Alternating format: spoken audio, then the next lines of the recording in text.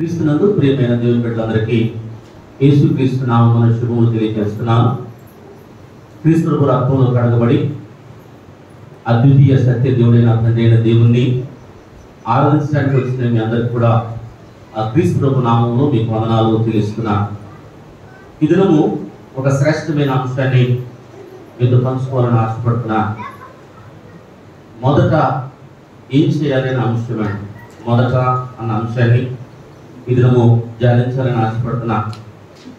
మన దైనందిన జీవితంలో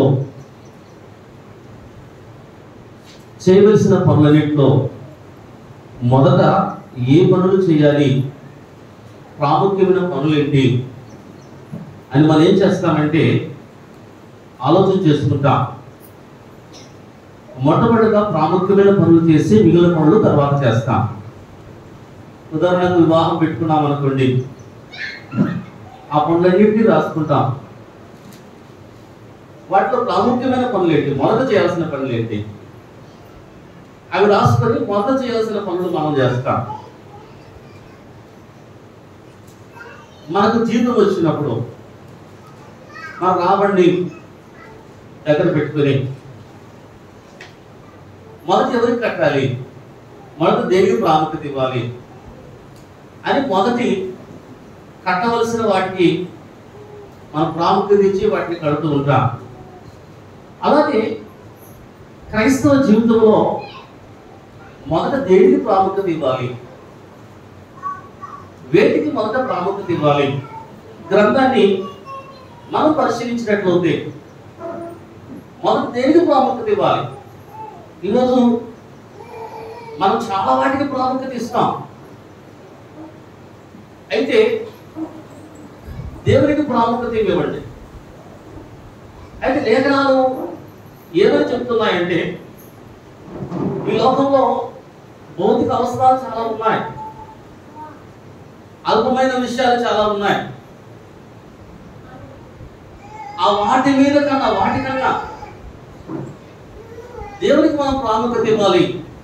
మొదట దేవునికి మనం ప్రాముఖ్యత ఇవ్వాలి అది లేఖనాల్లో మనం చూస్తామండి. చదువుకున్న పాఠ్య భాగంలో మత్తయి సువార్త 6వ అధ్యాయము 31 నుంచి మనం చదివితే, కాబట్టి ఏమి తిందుమో ఏమి త్రాగుదుమో ఏమి ధరించుకుందామో చింతపడుకుడి, అనుదినము వీటి విషయమై విచారిస్తురు, ఇవన్నీ మీకు కావాలని మీ పరలోకపు తండ్రికి తెలియను. కాబట్టి మీరు ఆయన రాజ్యమును నీతిని మొదట వెతుకుడి, అప్పుడు అవన్నీ మీకు అనుగ్రహించబడతాం. మొదట ఆయన రాజ్యమును నీతిని వెతికితే నీకేమి కావాలో అవన్నీ పరలోకానికి తెలుసు, అవన్నీ మీకు అనుగ్రహించబడతాయి. ఆయన వచనాలలో దేని గురించి చింతపడద్దు అంటాడండి. ఈరోజు చాలా మంది మనము ఆహారం గురించి, వస్త్రాల గురించి చింతపడుతున్నాం కనుక అయితే వాటి గురించి మీరు చింతపడద్దు. మొదట దేవుని రాజ్యం నీతిని వెలగండి, అప్పుడు మీకు భౌతిక సమయ అవసరాన్ని దేవుడు తీరుస్తాడు అని లేఖనాల్లో మనం చూస్తున్నామండి. కాబట్టి ఈరోజు మనము అనేక మందిని గమనించినట్లయితే మొదటి ప్రాముఖ్యత దేనికి ఇస్తారంటే భౌతిక సమయ అవసరాలకు ఇస్తారండి. ఉద్యోగానికి మొదటి ప్రాముఖ్యత, వ్యాపారానికి మొదటి ప్రాముఖ్యత, పెళ్లిళ్లకు మొదటి ప్రాముఖ్యత ఇస్తారు, దేవుని వెనక పెట్టేస్తారు. ఏదైనా కూలి పని జరిగితే ఆ కూలి పనికి వెళ్ళిపోతారు, దేవుని నెట్టేస్తారు.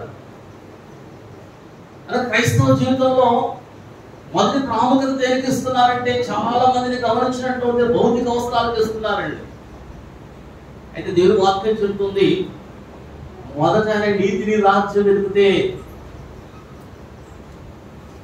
మీకేం అవసరమో అవన్నీ పరలోకాన్ని ఇస్తాడు. కనుక మొదట మనం చేయాల్సిన పని దేవుని నీతిని రాజ్యాన్ని వెతకాలి. అప్పుడు మనకు కావాల్సింది దేవుడి మొదటి స్థానము దేవునికి ఇవ్వగలిగిన క్రైస్తవ జీవితంలో మనం ఉండాలండి. ఆకరణ కాదు, మొదటి స్థానము దేవునికి మనం ఇవ్వగలగాలి. మన బైబిల్ అందరూ మనం గమనించినట్లయితే లేఖనాల్లో మనం చాలా చక్కగా మనం చూస్తామండి. మత్తయి సువార్త 10వ అధ్యాయము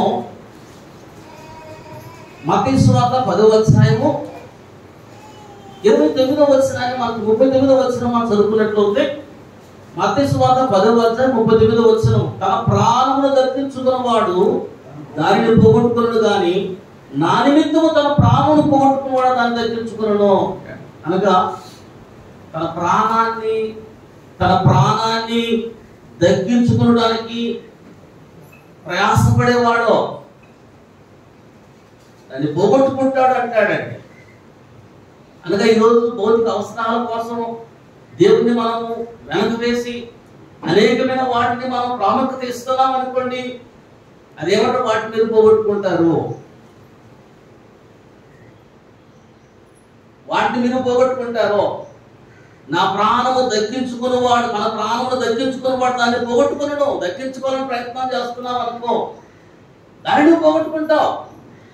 అయితే ఇక్కడ ఏమంటాడు, కానీ నా నిమిత్తము తన ప్రాణం పోగొట్టుకుని దాన్ని దక్కించుకున్నాడు. ప్రభువుకు మనం ప్రాముఖ్యత ఇచ్చినట్లయితే, ప్రభువు నిమిత్తం మనం ఉన్నట్లయితే, ఏది నీకు కావాలనుకుంటావో అది దేవుడు నీకు దక్కిస్తాడంటే. కనుక చాలా జాగ్రత్తగా ఉండాలి.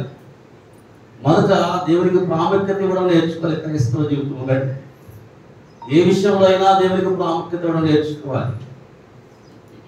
ఈరోజు దేవుని మనము ఆఖరి స్థానాన్ని ఇస్తా ఉన్నాం. దేవుడికి మొదటి స్థానం ఇవ్వాలండి. నీ సమయంలో వారమంతా కూడా మనం వాడుకుంటాం. అయితే ఆదివారం కూడా ఆ సమయాన్ని దొంగిలిస్తాం. అయితే దేవునికి సమయాన్ని మనం ఇవ్వాలి. సమయంలో మొదటి స్థానాన్ని అండి. దేవునికి బైబిల్ అంతా జ్ఞాపకం చేస్తున్నాడండి. సామెతల గ్రంథంలో చక్కని మాట మనం చూస్తాం. సామెతల గ్రంథం 3వ అధ్యాయంలో పరిశుద్ధాత్మ దేవుడు ఒక చక్కని మాటను జ్ఞాపకం చేస్తున్నాడు.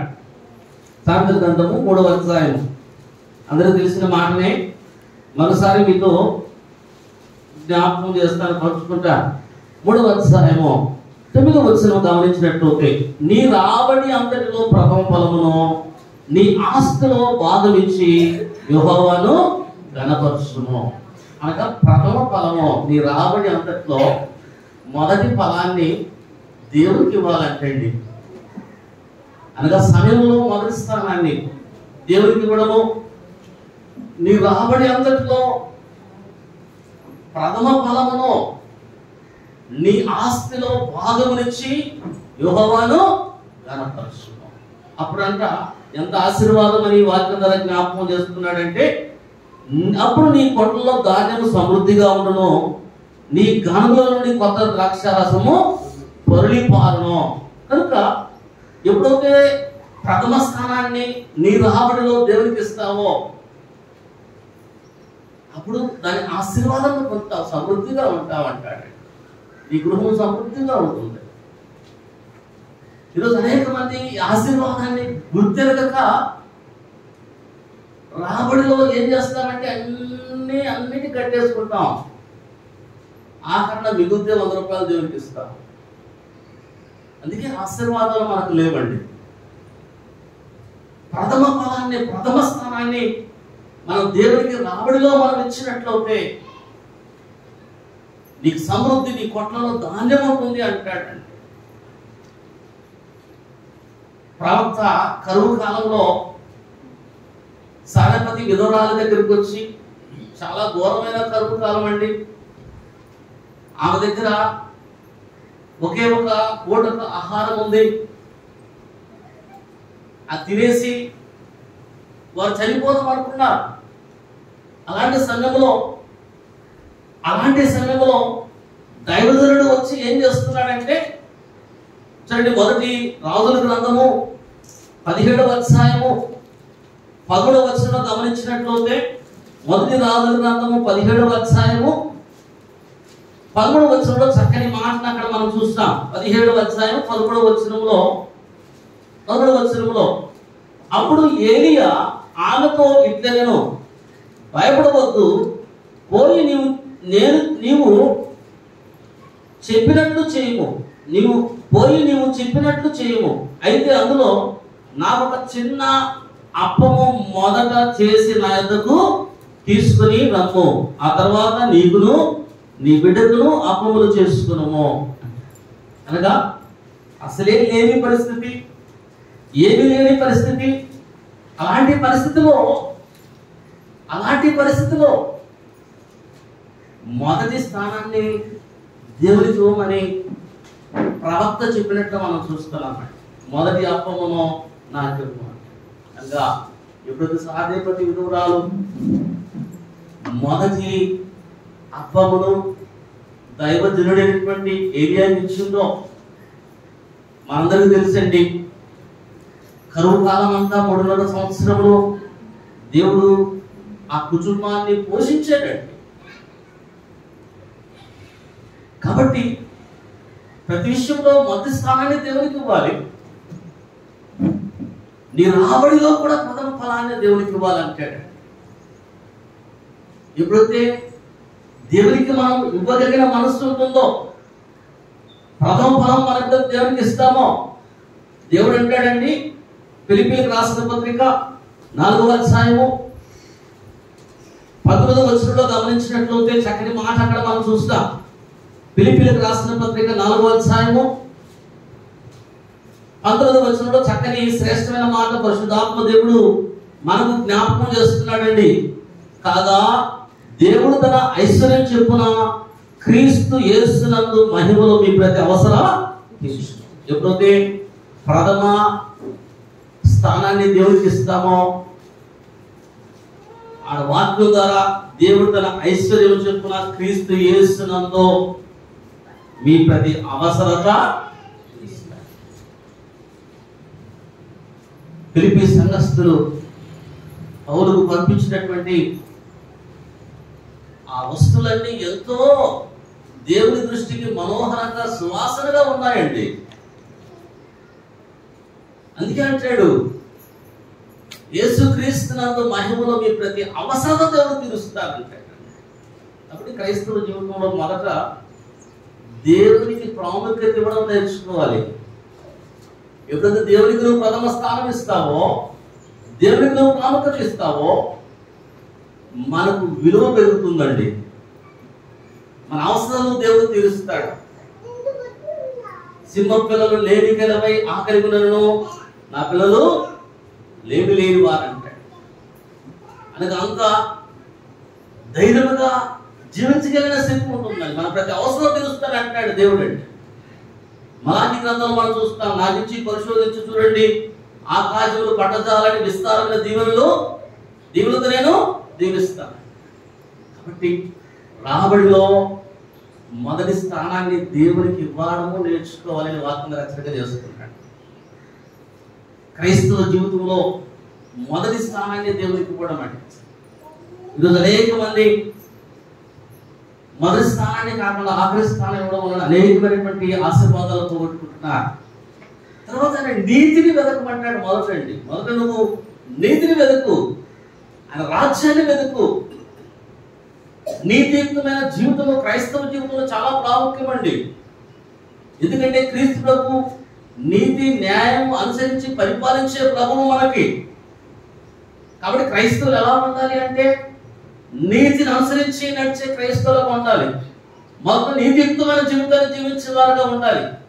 తిమోతికి రాసిన పత్రికలో 6వ అధ్యాయము, మొదటి తిమోతికి రాసిన పత్రిక 6వ అధ్యాయము చక్కని మాట అక్కడ మనం చూస్తామండి.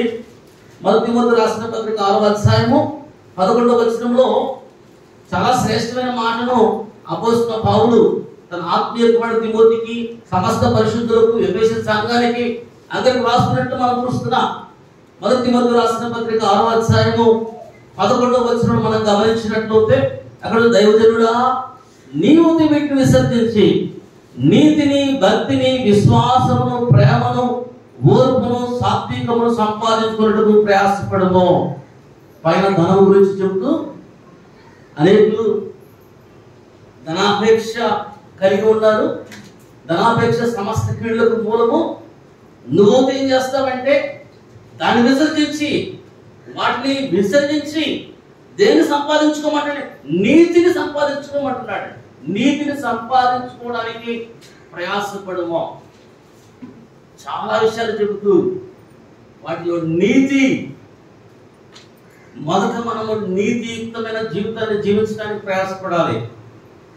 అప్పుడు దేవుడు మన భౌతిక అవసరాలన్నీ తీరుస్తాడు.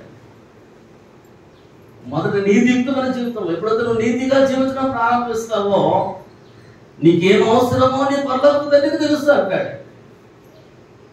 నీకు ఆహారం అవసరమైతే ఆహారం ఇస్తాడు, వస్త్రాలు అవసరమైతే వస్త్రాలు ఇస్తాడు. ఆకాశ పక్షులు చూడండి, వాటిని పోషించిన దేవుడు మిమ్మల్ని పోషించడా? వాటికంటే మీరు శ్రేష్ఠులు కారా అంటాడు. ఈ లోకంలో అనేక మంది ఏం చేస్తున్నారంటే ఈ లోక అవసరాల కొరకు, భౌతిక అవసరాల కొరకు నీతియుక్త జీవితం జీవించట్లేదండి. పాపపు జీవితం జీవిస్తున్నారు. ఎందుకంటే జీవనోపాధికి అంటారండి. జీవనోపాధికి పాపయుక్తమైన జీవితాన్ని జీవిస్తున్నారు. దేవుని బిడ్డలో అలా జీవించుకుందని వాక్యంగా రచనగా చేస్తున్నాడు. నీతియుక్తమైన జీవితాన్ని జీవించు, వాటిని విసర్జించు. ధనము కోసం చేయకూడని పనులు చేయడం మానేసి వాటిని విసర్జించి ఎప్పుడైతే నువ్వు మొదటి స్థానాన్ని దేవుడికి తెచ్చి మొదట నీతిని నువ్వు వెలుగుతావో నీకు ఏమి కావాలో దేవుడు ఇస్తానంటాడు. కాబట్టి నీతిగా బ్రతకడము మనం నేర్చుకోవాలి. నీతియుక్తమైన జీవితంలో జీవించడం నేర్చుకోవాలి. 2వ తిమోతి రాసిన పత్రిక 2వ అధ్యాయం 22వ వచనంలో మనం గమనించినట్లయితే 2వ తిమోతి రాసిన పత్రిక 2వ అధ్యాయము 22వ వచనంలో చక్కని మాట అంటాడు. నీవు నీ యవనేచ్ఛ నుండి పారిపోము, పవిత్రమైన హృదయులై ప్రభువునకు ప్రార్థన చేయు వారితో కూడా నీతి, విశ్వాసం, ప్రేమ, సమాధానం వెంటాడము అంటాడు. ఎవరైతే పవిత్ర హృదయులై ప్రభువుకు ప్రార్థన చేస్తారో వారితో కూడా నీతిని, విశ్వాసము, ప్రేమను, సమాధానం వెంటాడము అంటాడు. అనగా నీతిని వెంటాడు. పవిత్రమైన హృదయంతో ప్రార్థన చేసే వారితో కలిసి నీతిని వెంటాడు. అప్పుడు నీకేమి కావాలో అవన్నీ దేవుడు ఇస్తాడు. నీతిగా బ్రతకడం మానేసి ఇష్టానుసారంగా బ్రతికితే మన అవసరం తీరవండి. నీతిగా జీవించడం మనం నేర్చుకోవాలి. క్రైస్తవులు మొదటి ఆ పని చేయమంటాడు. మొదట నువ్వు నీతిగా జీవించడం నేర్చుకుంటే నీ భౌతిక సమయ అవసరాలు, నీకేం అవసరమో పరలోక తండ్రికి తెలుసు. నువ్వు అన్యాయంగా సంపాదించాల్సిన అవసరం లేదు, అక్రమంగా సంపాదించవలసిన అవసరం లేదు, లంచాలు తీసుకొని సంపాదించవలసిన అవసరం లేదు, దొంగతనం చేసి సంపాదించవలసిన అవసరం లేదు, మోసం చేసి సంపాదించవలసిన అవసరం లేదు, అబద్ధాలతో సంపాదించవలసిన అవసరం లేదు. క్రైస్తవులు నీతియుక్తంగా జీవిస్తూ దేవుని వైపు చూస్తే నీ అవసరాలు దేవుడు తీరుస్తానని వాక్యంగా హెచ్చరిక చేస్తున్నాడు. తన ఐశ్వర్యంలో దేవుడు ఎంత ఐశ్వర్యవంతుడండి. మీ ప్రతి అవసరాన్ని తీరుస్తాడు. మీ ప్రతి అవసరాన్ని తీరుస్తాడు. మీకేమి కావాలో నీ పరలోక తండ్రికి తెలియదా? కాబట్టి మొదట నీతియుక్తమైన జీవితాన్ని జీవించడం అంటాడండి. చూడండి, హెబ్రీయులకు రాసిన పత్రిక 11వ అధ్యాయము 33వ వచనంలో గమనించినట్లయితే చక్కని మాట అక్కడ పరిశుద్ధాత్మ దేవుడు జ్ఞాపకం చేస్తాడండి. హెబ్రీయులకు రాసిన పత్రిక 11వ అధ్యాయము 33వ వచనంలో చక్కని మాట అక్కడ చూస్తాం. వారు విశ్వాసం ద్వారా రాజ్యములను జయించిరి, నీతి కార్యములను జరిగించిరి. విశ్వాస వీరులంట నీతి కార్యాలు జరిగించారంటండి. కాబట్టి వారు విశ్వాస వీరులు అయ్యారు. విశ్వాసం బట్టి నీతి కార్యాలు జరిగించారు. అప్పుడు మొదట నీతియుక్తంగా జీవిస్తూ నీతి కార్యాలు జరిగించే క్రైస్తవులుగా మనం ఉండాలని వాక్యంగా రచన చేస్తున్నాడు. నీతియుక్తంగా జీవిస్తూ నీతి కార్యాలు జరిగించాలి. నీతి కార్యాలు జరిగించినటువంటి వారు విశ్వాస వీరుల లిస్టులో ఉంటున్నారు. కాబట్టి నీతి కార్యాలు జరిగించే క్రైస్తవులుగా మనం ఉండాలని వాక్యం ద్వారా హెచ్చరిక చేస్తున్నాడండి. చూడండి, తీతు రాసిన పత్రిక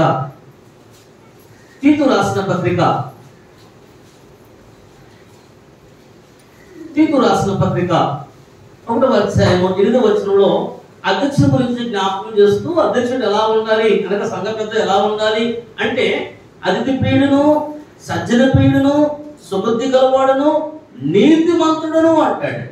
అనగా నీతిమంతుడిగా జీవించబడే సంఘ పెద్దగా ఉండాలి, అధ్యక్షుడిగా ఉండాలి, సంఘ కాపరిగా ఉండాలి.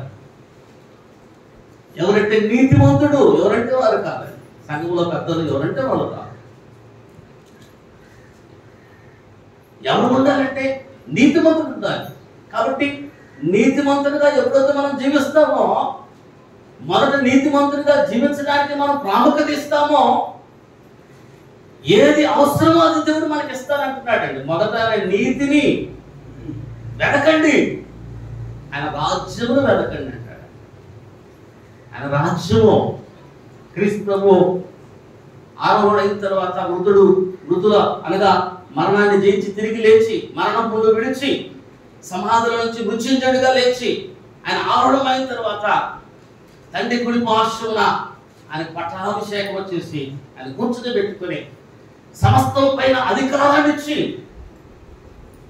పాపం మీద, మరణం మీద, పాతాళం మీద, అనేకమైన వాటి మీద అధికారం ఇచ్చి ఆయన ప్రభువుగా ప్రతిష్ఠించి పట్టాభిషేకం చేసి ఆయన ప్రభువుగా మనందరి హృదయాల్లో ప్రతిష్ఠించుకోమని దేవుడు సెలవిచ్చాడంటే ఆయన రాజులకు రాజు, ప్రభువులకు ప్రభు.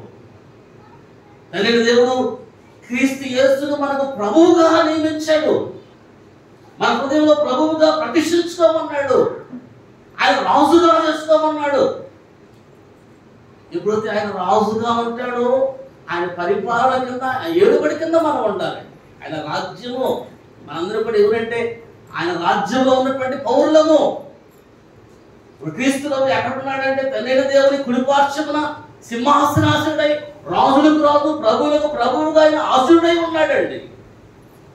ఆ ప్రభు ఏలుబడిలో నువ్వు ఉంటాయి, ఆయన రాజ్యంలో నువ్వు ఉంటాయి. ఆయన రాజ్యం గురించిన సత్యము మొదలు నువ్వు తెలుసుకోవాలి. ఆయన సంఘాన్ని గురించినటువంటి సత్యం తెలుసుకోవాలి. ఈరోజు అనేక మంది సత్యం తెలియక మొదట దాని గురించి ఆలోచన చేయకుండా, దేవుడు తన స్వార్థం ఇచ్చి సంపాదించిన సంఘము ఆయన రాజ్యము, దాని గురించి ఆలోచన చేయకుండా వాటి గురించి చాలా ప్రయాసపడుతున్నాడు. అందుకంటాడు మొదట ఆయన నీతిని, రాజ్యం వెతికితే నీకేం అవసరమో నీ పరలోక తండ్రికి తెలుసు అంటాడు. కాబట్టి ప్రియమైన బిడ్డలారా, ఏమి తిందుమో ఏమి తాగుదుమో అని మీరు దుఃఖపడద్దు, ఆలోచించద్దు, చింతపడద్దు. ఇవన్నీ కూడా అన్ని జనులు అట్లా చింతపడతారు. మీరు ఆయన నీతిని, రాజ్యం మొత్తం మీరు వెతకండి. క్రైస్తవం చేసిన పని అండి నీతియుక్తంగా జీవించటమో, క్రీస్తు ప్రభు రాజ్యం గురించినటువంటి ఒక చక్కని అవగాహన కలిగి ఉండడమో. ఎప్పుడైతే నువ్వు చేస్తావో నీకేం అవసరమో నీ పరలోకం అనేది తెలుసు. కాబట్టి మొదట దేవుడికి స్థానం ఇద్దాం, ప్రతి విషయంలో దేవుడికి ప్రాముఖ్యత ఇద్దాం. రెండోదిగా మనకిచ్చిన రాబడి అంతట్లో కూడా మొదటి స్థానాన్ని దేవుడికి ఇద్దాం.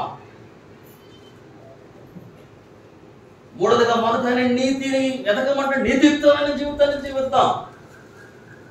ఆయన ప్రభువుగా మన హృదయంలో ప్రతిష్ఠించుకొని ఆయన ఏలుబడిలో మనం ఉన్నట్లయితే మీకు ఏమి అవసరమో నీ పరలోక తండ్రికి తెలుసు. కాబట్టి అవన్నీ నీకు అనుగ్రహిస్తానంటాడు. కాబట్టి మొదటి స్థానాన్ని, మొదట చేయవలసిన పనిని దేవుడు జ్ఞాపకం చేస్తున్నాడు క్రైస్తవులకండి. తర్వాత నువ్వు చక్కని మాట మనం గమనించినట్లయితే ప్రకటన గ్రంథంలో 2వ అధ్యాయం ఒక చక్కని అంశాన్ని మొదట మనం క్రైస్తవులు చేయవలసిన పని గురించి జ్ఞాపకం చేస్తున్నాడు. ప్రకటన గ్రంథం 2వ అధ్యాయం 4వ వచనంలో గమనించినట్లయితే ఆయనను మొదట నీకుండిన ప్రేమను నీవు వదిలితివి,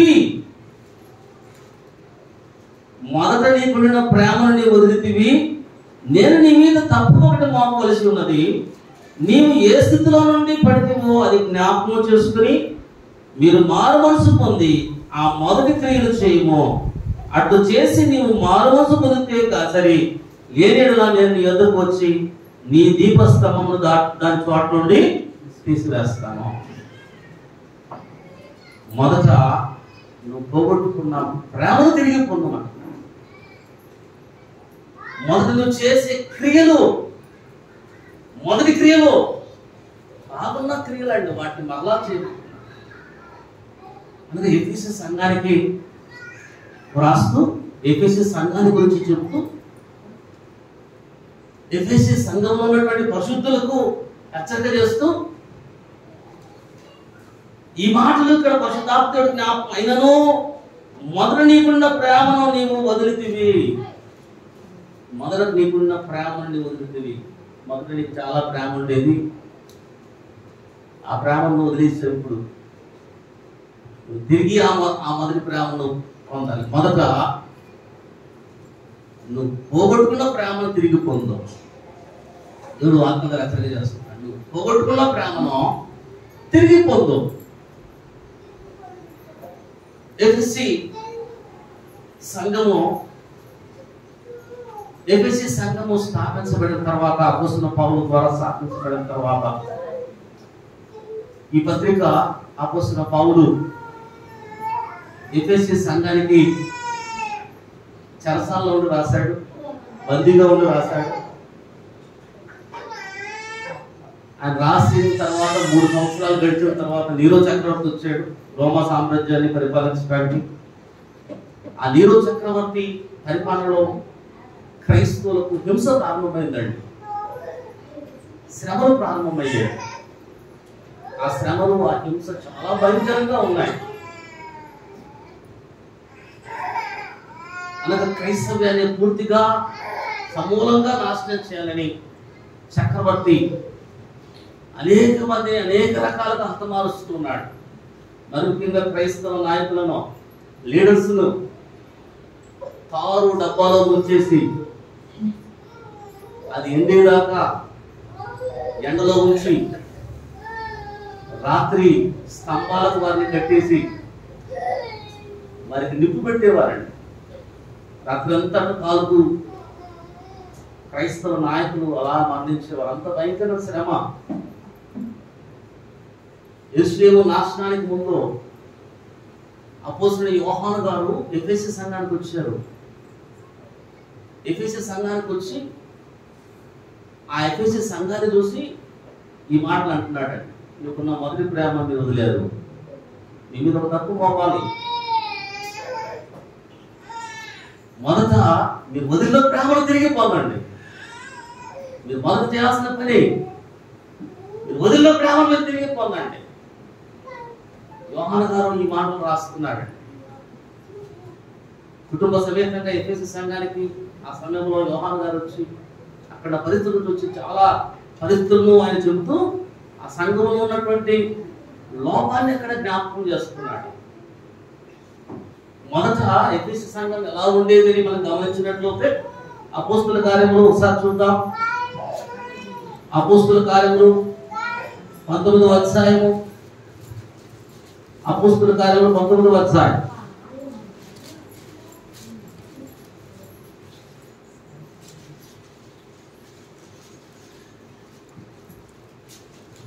మొదటి నుంచి మనం చదివినట్లయితే అపోల్లో కొలిమిలో ఉన్నప్పుడు జరిగినది ఏమనగా, పౌలు ప్రేమ ప్రదేశంలో సంచరించి ఎఫెసునకు వచ్చి, పౌలు ఎఫెసు పట్టణానికి వచ్చినప్పుడు కొందరు శిష్యులను చూచి మీరు విశ్వసించినప్పుడు పరిశుద్ధాత్మ పొందితురా అని వారు అడగగా, వారు పరిశుద్ధాత్మ ఉన్నాడన్న సంగతియే మేము వినలేదని చెప్పిరి. అప్పుడు అతడు, అలాగైతే మీరు దేని బట్టి బాప్తిసం పొందితురని అడగగా, వారు యోహాను బాప్తిసం బట్టి అని చెప్పిరి. అందుకు పౌలు, యోహాను తన వెనకవచ్చు అని అనగా యేసునందు విశ్వాసవంతులనే ప్రజలతో చెప్పుచు మారుమనసు విషయమే బాప్తిసము ఇచ్చిరని చెప్పాను. వారు ఆ మాటలు విని ప్రభువైన యేసు నామమున బాప్తిసము పొందిరి. తర్వాత పౌలు వారి మీద చేతులు ఉంచగా పరిశుద్ధాత్మ వారి మీదకి వచ్చినప్పుడు వారు భాషలతో మాట్లాడవలను ప్రవచించుటకు మొదలుపెట్టిరి. వారందరూ ఇంచుమించు 12 మంది పురుషులు. పౌలు ఎఫెసు పట్టణానికి వచ్చినప్పుడు అక్కడ 12 మంది పురుషులను మనం చూస్తున్నాం. వారు శిష్యులండి. వారిని పౌలు ఒక ప్రశ్న అడుగుతున్నాడు. మీరు విశ్వసించినప్పుడు పరిశుద్ధాత్మను పొందితురా అని అడగగా వారు పరిశుద్ధాత్మ ఉన్నాడనే సంగతే మేము వినలేదని చెప్పారు. ఈ పరిశుద్ధాత్మ గురించి మాకు తెలియదు అని చెప్పారండి. అప్పుడు పౌలు ఏమంటాడంటే, అయితే మీరు దేన్ని బట్టి బాప్తిసం తీసుకున్నారు అంటే, యోహాను గారు ఇచ్చిన బాప్తిసం తీసుకున్నాము అంటే. అప్పుడు పౌలు బాప్తిసం యొక్క శ్రేష్టతను వివరించినప్పుడు, క్రీస్తు ప్రభువులకు మనం చేర్చబడాలంటే, పునర్జన్మ సంబంధ స్నానం మనం చేయాలంటే, పునర్జన్మను మనం పొందాలంటే మనం ఏం చేయాలంటే తండ్రి యొక్క కుమారుని పరిశుద్ధాత్మ నామంలోనికి బాప్తిసం చేసుకోవాలి. అప్పుడే క్రీస్తు యేసులో మనం చేర్చబడతాము అని వారికి బోధించినప్పుడు వారు ఏం చేశారంటే తిరిగి యేసు నామములో వారు బాప్తిసం పొందారు. అనగా ఎఫెసీ సంఘంలో ఉన్నటువంటి చక్కని గుణం ఏంటంటే లోపమును దిద్దుకున్నారండి. దిద్దుబాటు కలిగిన క్రైస్తవులు. అనగా పరిశుద్ధాత్మ గురించి తెలియదు వారికి. బాప్తిసము తండ్రి యొక్క కుమారుని పరిశుద్ధాత్మ నామమును తీసుకోవాలని తెలియదు వారికి. అలా తీసుకుంటేనే క్రీస్తు యేసులోకి చేర్చబడతాను, సంఘంలోకి చేర్చబడతానని తెలియదు వారికి అండి. తెలియక వారు బాప్తిసం చేసుకున్నారు. యోహాను బాప్తిసమే సరైనది అనుకుంటున్నారు. అయితే కొత్త నిబంధనలో యోహాను బాప్తిస్మము చెల్లదండి. క్రీస్తు యేసులోనికి మనం చేర్చబడాలంటే, సంఘంలోనికి మనం చేర్చబడాలంటే తండ్రి యొక్క కుమారుని యొక్క పరిశుద్ధాత్మ నామమున మనం బాప్తిసం తీసుకోవాలి. క్రీస్తు యేసులోనికి బాప్తిసం తీసుకోవాలి. అప్పుడు సంఘ సభ్యులు అవుతామా. యోహాను గారు పాప క్షమాపణతో మానవులకు బాప్తిసం ఇచ్చాడు. అయితే సంఘంలోకి చేర్చబడాలంటే మీరు మారుమనసు పొంది పాప క్షమాపణ వాడు యేసుక్రీస్తు నామమున బాప్తిసం పొందుడి అంటాడు. ఆజ్ఞ అపోస్తుల ద్వారా దేవుడు మనకు ఇచ్చాడు. ఎవరైతే అలాగా బాప్తిసం తీసుకుంటారో వారు క్రీస్తు యేసులోకి ప్రవేశిస్తారు, సంఘంగా పిలువబడతారు. సంఘస్థులండి వారు, కొత్త జన్మను పొందిన వారు, పునర్జన్మను పొందిన వారు. కాబట్టి ఈ సత్యాన్ని తెలుసుకుని వారు ఏం చేశారంటే లోపాన్ని దిద్దుకున్నారండి. లోపాన్ని దిద్దుకున్నారు. మనం బాప్తిసించేటప్పుడు యేసుక్రీస్తు జీవము గల దేవుని కుమారుడిని ఒప్పుకుంటున్నావా అని అంటారు. ఒప్పుకుంటున్నాను అని అన్నప్పుడు మనందరూ కూడా పాప క్షమాపణ తండ్రి కుమారుని పరిశుద్ధాత్మ నామమున బాప్తిసం ఇచ్చి క్రీస్తు యేసులోనికి చేర్చబడతారు. అనగా క్రీస్తు యేసు సజీవుడైన దేవుని కుమారుడైనటువంటి కుమారుడు అని మనం ఏం చేయాలంటే విశ్వసించాలి, ఒప్పుకోవాలి. ఆయన దేవుని కుమారుడు, ప్రభువు, ఆయన ఏలుబడిలో నేను ఉంటాను, ఆయన వాక్యానుసారంగా నేను నడుస్తాను అని ఒప్పుకొని క్రీస్తు యేసుని బాప్తిసం తీసుకుంటాము. అది రైట్ అండి. కాబట్టి అలా కాకుండా ఎలా తీసుకున్నా దిద్దుబాటు అవసరము.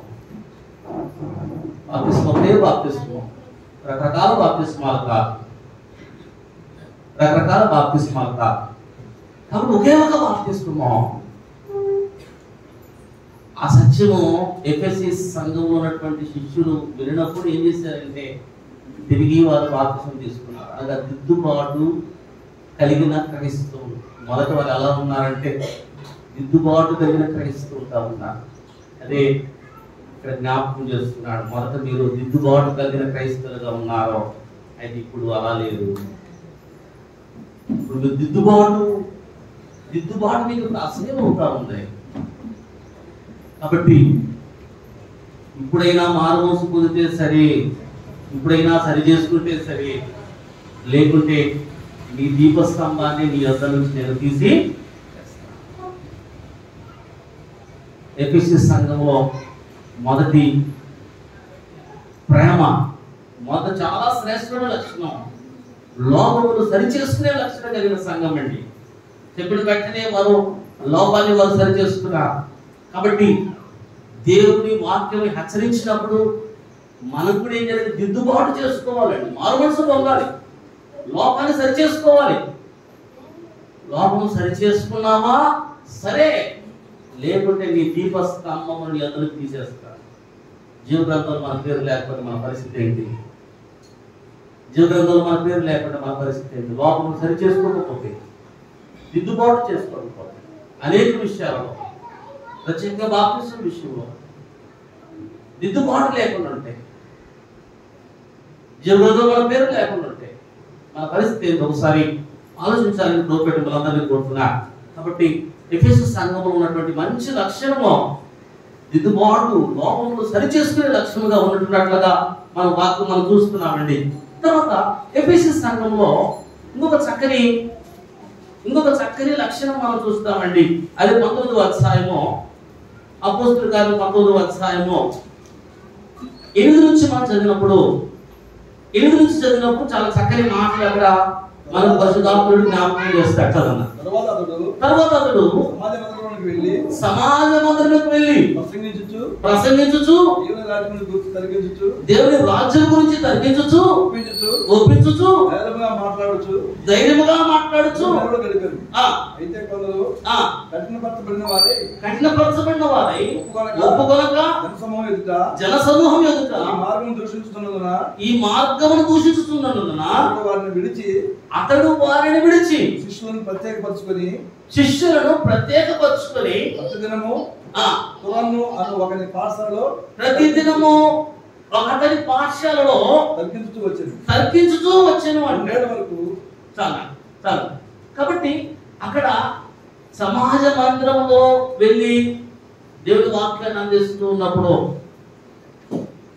కొందరేమో కఠినపరుచుకుంటున్నారు. అయితే కఠినపరుచుకున్న వారిని వదిలేసేసి ఎవరైతే దేవుని వాక్యానికి విధేయత చూపించారో వారిని ఏం చేశారంటే ఒక పాఠశాలకు తీసుకువెళ్ళి వారిని ప్రత్యేకపరుచుకుని 2 సంవత్సరాలు అక్కడ దేవుని పని చేసినట్లుగా మనం చూస్తున్నామండి. అవును, దేవుని వాక్యాన్ని చెప్పినప్పుడు పాఠశాలలో ప్రతి దినము కూడా దేవుని వాక్యాన్ని తర్కించినప్పుడు అక్కడ కొంతమంది ఏం చేశారంటే ప్రత్యేకపరుచుకున్నారు. వాళ్ళు ఎక్కడి నుంచి ప్రత్యేకపరుచుకున్నారంటే యూదా మతంలో నుంచి ప్రత్యేకించబడ్డారు, యూదా మతాచారాల నుంచి ప్రత్యేకించబడ్డారు, లోకంలో నుంచి ప్రత్యేకించబడ్డారండి.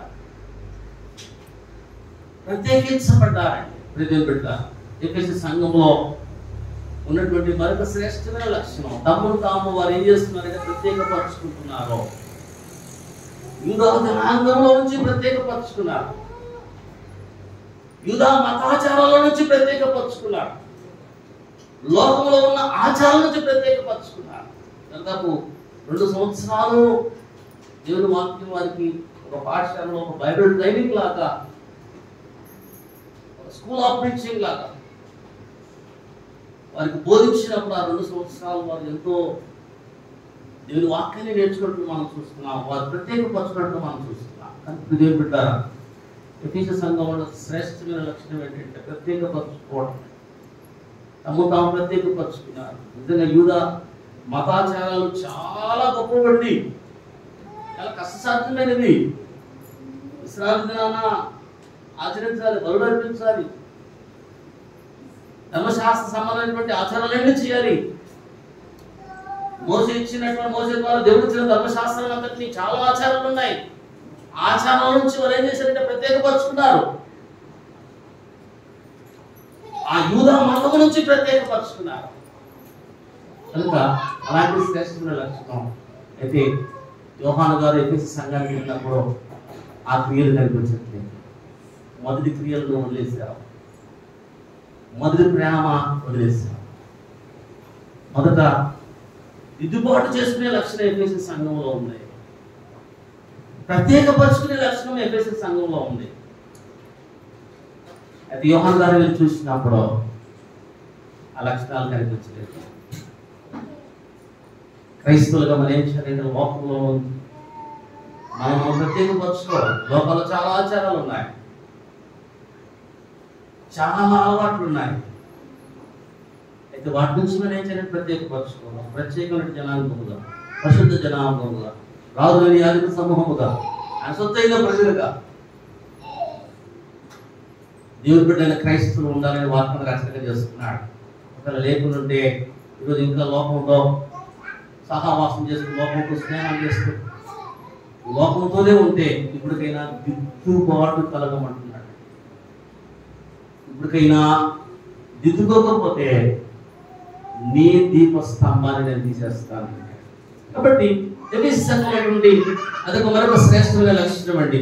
తర్వాత ఇంకొక లక్షణాన్ని మనం గమనించినట్లయితే అపోస్తలుల కార్యములు 19వ అధ్యాయమే, అదే అధ్యాయము 11 నుంచి మనం చదివినట్లయితే చక్కని మాటగా మనం గమనించాలి. 11 నుంచి, మరియు దేవుడు పౌలు చేత విశేషమైన అద్భుతమును చేయించెను. అతని శరీరమునకు తగిలిన చేతి గుడ్డలైనను నడిగట్టైనను రోగుల యొద్దకు తెచ్చినప్పుడు రోగములు వారిని విడిచెను, దయ్యములు కూడా వదిలిపోయాను. పౌలు ఎఫెసు పట్టణంలో సువార్త పని చేసేటప్పుడు దేవుడు గొప్ప గొప్ప అద్భుత సూచక్రియలు, అద్భుత కార్యాలు, సూచక్రియలు ప్రభువు ద్వారా చేశాడు. పౌలు కర్షిప్ కానీ, చేతి గుడ్డలు కానీ, నడిగుడ్డ కానీ రోగులకు బాగుపరచబడ్డారు. అద్భుత కార్యాలు జరిగాయి. పౌలు ద్వారా దేవుడు గొప్ప గొప్ప కార్యాలు చేయించాడు, దయ్యాలు వెలగొట్టాడు. ఇవన్నీ కూడా పౌలు అపోస్తలుడు అనే చిహ్నాలండి. కొరింథీయులకు రాసిన పత్రికలో మాట చూస్తాం. 2వ కొరింథీయులకు రాసిన పత్రిక 12వ అధ్యాయము, 2వ కొరింథీయులకు రాసిన పత్రిక 12వ అధ్యాయము 12వ వచనం మనం గమనిస్తే 2వ కొరింథీ 12:12లో చక్కని మాటలు, సూచక్రియలను, అద్భుతములను, మహత్ కార్యములను చేయడం వలన అపోస్తలుని యొక్క చిహ్నములు పూర్ణమైన ఓర్మితో మీ మధ్య నిజముగా కనపరచబడెను. ఎవరైతే అపోస్తలుడు అంటే అపోస్తలుడు ఏం చేయాలంటే సూచక్రియలు, మహత్ కార్యాలు, అద్భుత కార్యాలు జరిగించాలంటండి. అద్భుత కార్యాలు, మహత్ కార్యాలు చేయడం వలన అపోస్తలుడు అంటే అపోస్తలుల యొక్క గుర్తు ఏంటంటే సూచక్రియలు, అద్భుత కార్యాలు, మహత్ కార్యాలు చేయించడం. అపోస్తలుడైన పౌలు ఆయన అపోస్తలుడు అని దేవుడు అపోస్తలుడైన పౌలు ద్వారా గొప్ప గొప్ప సూచక్రియలు అక్కడ చేయించాడండి. దయ్యాలు వెళ్ళిపోతా ఉన్నాయి యేసు నామములో. అప్పుడు ఆ ఎఫెసు పట్టణంలో ఉన్నటువంటి మాంత్రికులు, దయ్యాలు ఎల్లగొట్టేవారు, వారేం చేస్తున్నారంటే పౌలు యేసు నామమున దయ్యాలు ఎల్లగొడుతున్నాడు అనేసి ఆ మాంత్రికులు కూడా ఏం చేశారంటే యేసు నామాన్ని ఉచ్చరించడం ప్రారంభించారండి. అనగా వారి దగ్గరికి దయ్యాలు పట్టిన వాళ్ళు వచ్చినప్పుడు యేసు నామాన్ని నిలబట్టడానికి ప్రయత్నం చేస్తా ఉన్నారు ఆ దయ్యాలని. అప్పుడు దయ్యాలు ఎదురు తిరిగే, అయ్యా యేసు ఎవరో మాకు తెలుసు, పౌలు ఎవరో తెలుసు. దయ్యాలు ఎదురు తిరిగాయి వారికి. కాబట్టి ఎదురు పెట్టారా అపోస్తలుడైన పౌలు యొక్క అపోస్తలుల యొక్క చిహ్నము ఎఫెసు సంఘంలో మనం చూస్తున్నాం. సూచక్రియలు, అద్భుత కార్యాలు, మహత్ కార్యాలు జరగడం వలన దయ్యాలు మాంత్రికుల మీద ఎదురు తిరిగినప్పుడు అక్కడ ఏం జరిగిందంటే యేసు ప్రభు యేసు క్రీస్తు నామము ఘనపరచ. కాబట్టి సంఘంలో క్రీస్తు ప్రభు నామము ఘనపరచబడింది. శ్రేష్టమైన లక్షణం అండి. అయితే ఆ మొదటి క్రియలన్నింటినీ కూడా ఆ సంఘము యోహాను గారు వెళ్ళి చూసినప్పుడు ఆ క్రియలు కనిపించింది. మీరు తప్పు మాపవలసి ఉంది, మీరు మొదటి క్రియలు మీరు చేయటం లేదు. ఆ మొదటి క్రియలు మళ్ళా చేస్తే సరి, మొదటి ప్రేమ మీరు మళ్ళా పొందితే సరి, లేకుంటే మీ దీపస్తంభాన్ని నేను తీసివేస్తాను అంటున్నాడు. ఇంకా ప్రజలు పెట్టారా దేవుడు వాక్య మనల్ని హెచ్చరిక చేస్తున్నాడు. క్రైస్తవులు మొదట చేయవలసిన పని ఏంటి?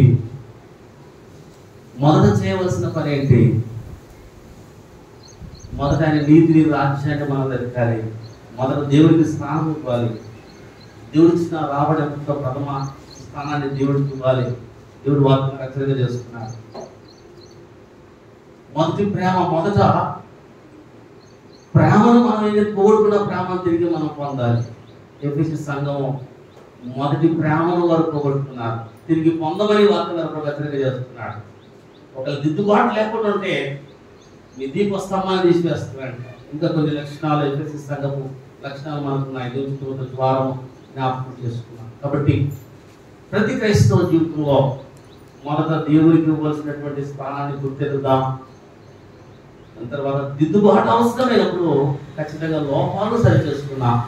లోపాలను సరిచేసుకోలేకపోతే దేవుడు మన దీపస్తంభాన్ని ఎత్తివేస్తాడేమో. జాగ్రత్త. దేవుడి చిన్న మాటలు మన వేడికల్లో దీవించి ఫలింపచేయునుగాక.